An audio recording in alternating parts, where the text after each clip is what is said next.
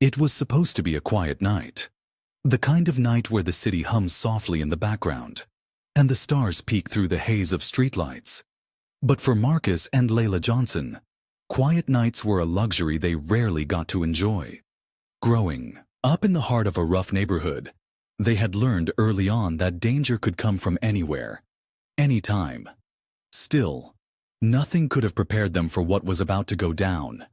It started with a wrong turn, a detour through an alley they usually avoided. The air was thick with tension, the kind that makes your skin crawl and your instincts scream. And then, out of nowhere, they were surrounded. A gang, armed and aggressive, emerged from the shadows like predators closing in on their prey. The siblings froze, but only for a second. Because what these attackers didn't know, what they couldn't possibly have known, was that Marcus and Layla weren't just ordinary siblings. They were trained killers, military-trained, battle-hardened.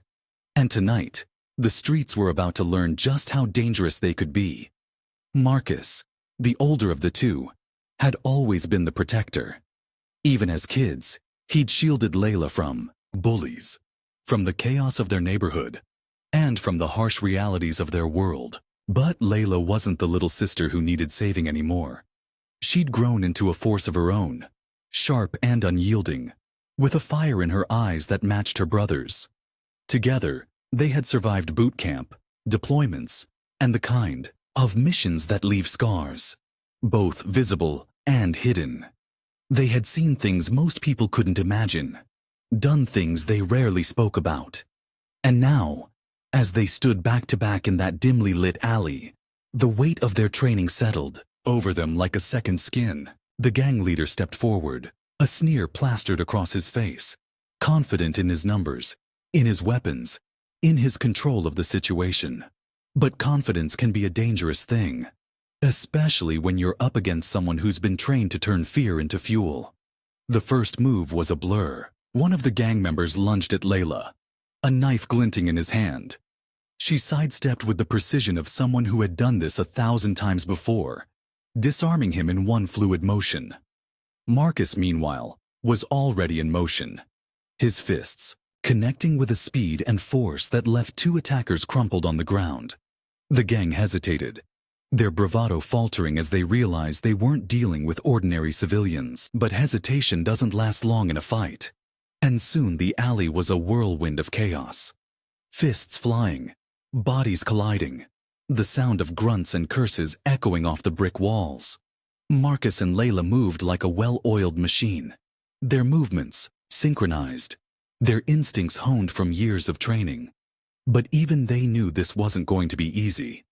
Outnumbered and outgunned, they were fighting for their lives. And as the fight raged on, a chilling thought crept into Marcus's mind. This wasn't just a random attack. There was something more going on here. Something darker. Something personal. The gang leader, still standing at the edge of the fray, watched with a calculating gaze. He wasn't just some street thug. He was someone who knew how to play the long game. And as Marcus caught his eye, he realized this wasn't just about money or territory. This was about them.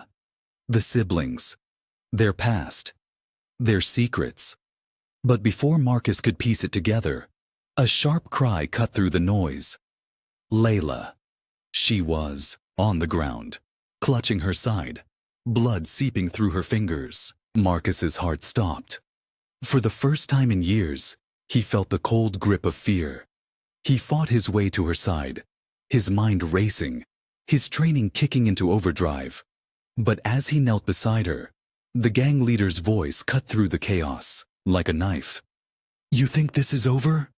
he sneered. "You have no idea what's coming." And with that, he disappeared into the shadows, leaving Marcus and Layla in the wreckage of the alley, battered but alive, for now. The siblings exchanged a look, a silent understanding passing between them. This wasn't the end. It was just the beginning. And as they helped each other to their feet, the weight of what lay ahead settled over them like a storm cloud. They had survived tonight, but the real fight was just getting started. Who was behind this? Why were they targeted? And how far were they willing to go to protect each other? The answers were out there, lurking in the shadows, waiting to be uncovered. But for now, all they could do was brace themselves for what was coming. Because in their world, the line between predator and prey was razor thin. And tonight, it had just gotten a whole lot sharper. The night was far from over. Marcus and Layla stumbled out of the alley, their bodies aching but their minds sharper than ever. The city around them felt different now. Darker, more ominous, as if the shadows themselves were watching. They moved, quickly, sticking to the less traveled streets, their instincts guiding them toward safety. Layla's hand was still pressed to her side, the blood staining her jacket a grim reminder of how close they'd come to disaster. Marcus kept glancing, over his shoulder, his eyes scanning for any sign of the gang. But the streets were eerily quiet, the kind of quiet that sets your nerves on edge. It was as if the city itself was holding its breath, waiting for the next move.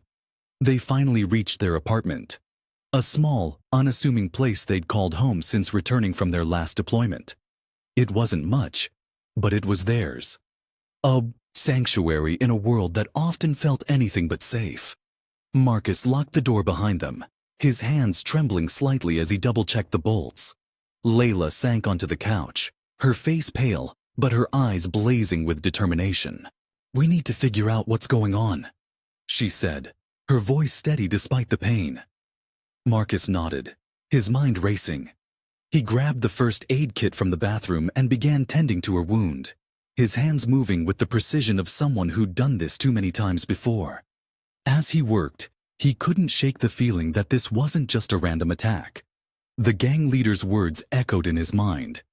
"You have no idea what's coming." What did that mean? And why did it feel like a threat that went far, deeper than tonight? The siblings had always been close, bound not just by blood, but by the shared weight of their experiences. Growing up in a neighborhood where survival was a daily battle, they'd learned to rely on each other early on. Their parents had done their best, but the streets had a way of pulling people under, and the Johnsons had been no exception. When Marcus turned 18, he'd enlisted in the military, partly to escape the cycle of violence that had claimed so many of his friends, but mostly to protect Layla. He'd promised her he'd come back, and he had. Stronger, tougher, and more determined than ever. Layla, inspired by her brother's courage, had followed in his footsteps, enlisting as soon as she was old enough. Together, they'd face some of the most dangerous missions the military could throw at them, their bond growing stronger with every challenge. But now, back in the world they'd tried to leave behind, they were facing a different kind of enemy. One that seemed to know them far too well. As Marcus finished bandaging Layla's wound, she reached for her phone, her fingers flying across the screen. "I'm calling Ramirez," she said. Ramirez was an old friend from their unit, someone they trusted implicitly. If anyone could help them figure out what was going on, it was him. The phone rang twice before he picked up, his voice groggy but alert. "Layla, it's 2 a.m. What's going on?" She didn't waste time with pleasantries.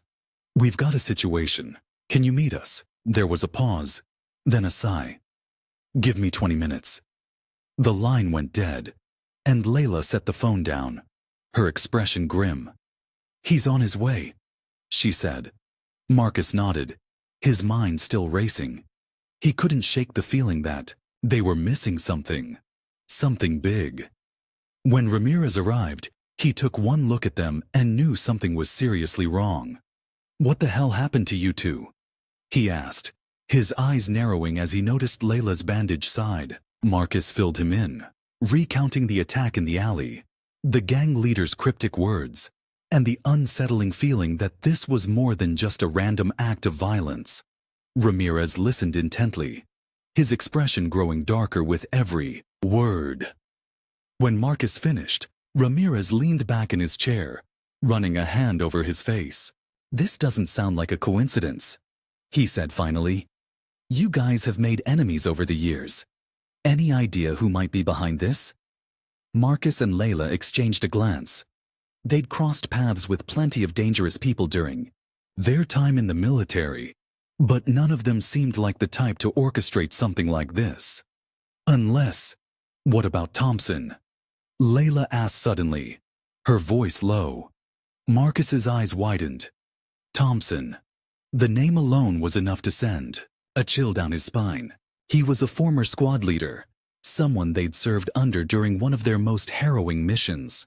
But Thompson had gone rogue, betraying their unit and disappearing into the shadows. They'd heard rumors over the years, whispers of him working as a mercenary, selling his skills to the highest bidder, but they'd never been able to track him down. Could he be behind this? It seemed like a stretch, but then again, Thompson had always been a master of manipulation. If anyone could orchestrate an attack like this, it was him. Ramirez frowned, clearly uneasy. If Thompson's involved, this is bigger than we thought. He's not the type to hold a grudge. He's the type to erase it. The room fell silent, the weight of his words hanging in the air. Marcus felt a knot of dread tighten in his stomach. If Thompson was after them, they were in serious trouble. But why now? What had changed? And what did he want from them? The questions swirled in his mind, each one more unsettling than the last. Layla broke the silence, her voice firm. We need to find him, before he finds us. Ramirez nodded, but his expression was grim. It's not going to be easy. Thompson's a ghost, but if anyone can track him down, it's you two. The next few hours were a blur of planning and preparation. Ramirez helped them gather intel, tapping into his network of contacts to piece together any information on Thompson's whereabouts. Meanwhile, Marcus and Layla went over every detail of the attack, searching for clues they might have missed. The gang leader's words kept replaying in Marcus's mind. You have no idea what's coming. It was a warning, a threat, and a promise all rolled into one. Whatever was coming, they needed to be ready. But as the night wore on, the sense of unease only grew. They were walking into the unknown, and the stakes were higher than ever. By the time the first light of dawn crept through the windows, they had a plan. It wasn't much, just a lead on a possible location where Thompson might be hiding. But it was enough to start. As they gathered their gear, Marcus couldn't help but feel a pang of doubt. They were walking into a trap, and they all knew it. But what choice did they have? They couldn't just sit back and wait for the next attack. They had to take the fight to Thompson, no matter the cost. Layla caught his eye, her expression resolute. We've got this, she said, her voice steady. Marcus nodded, but the knot in his stomach didn't loosen. He knew better than anyone how dangerous Thompson was, and he knew that this wasn't just about survival anymore. It was about justice, about making sure that no one else had to suffer because of Thompson's twisted agenda. As they stepped out into the early morning light, the city felt different, quieter, almost peaceful. But Marcus knew better. The calm was an illusion, a temporary reprieve before the storm. Somewhere out there, Thompson was waiting, and he wasn't the type to play fair. The siblings moved quickly, their senses on high alert, every shadow a potential threat. They didn't know what they were walking into, but they knew one thing for sure. This wasn't going to end well. For someone. And as they disappeared into the maze of streets, the tension in the air was palpable. The fight was far from over. In fact, it was just beginning.